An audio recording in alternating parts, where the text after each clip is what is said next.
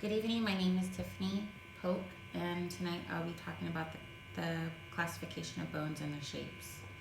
There are four major classification of bones based on the shape of the bone. You have long bones that I have represented with the color yellow. You have short bones that I have represented with the color pink. You have flat bones that I have represented by the color blue, and you have irregular bones that is represented by the color green. I'm going to start off first with the irregular bones. An irregular bone is one that does not have an easily characterized shape and therefore does not fit any other classification. These bones tend to have more complex shapes, like the vertebrae that support the spinal cord and protect it from compressive forces.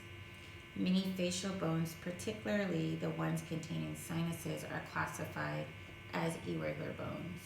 So I'm going to go back to the vertebrae, and I'm going to point out a couple of the vertebrae. These are the vertebrae.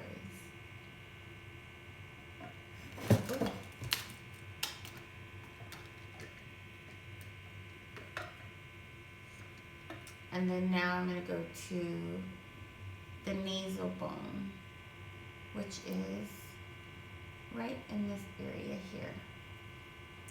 The nasal bone is one of two small bones that articulate with each other to form the bony base, known as the bridge of the nose.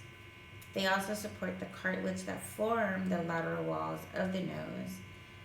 These are the bones that are damaged when the nose is broken. Another irregular bone is the mandible. The mandible forms the lower jaw and is the only movable bone of the skull. At the time of birth, the mandible consists of paired right and left bones, but these fuse together during the first year to form the single U-shaped mandible of the adult skull. Moving on to long bones.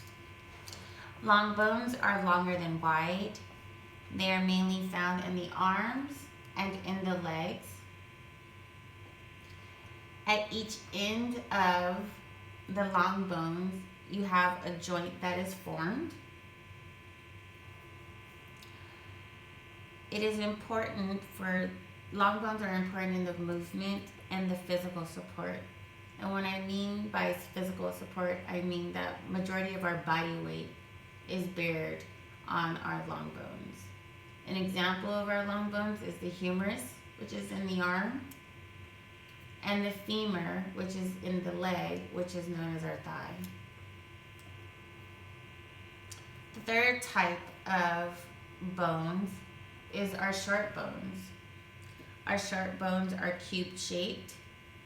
They have little or no movement at all, and they are typically long than they are wide.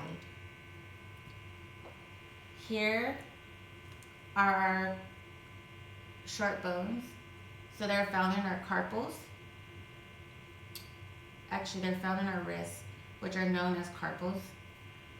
Also, they're found in our foot area near the ankle region is where we have our tarsals.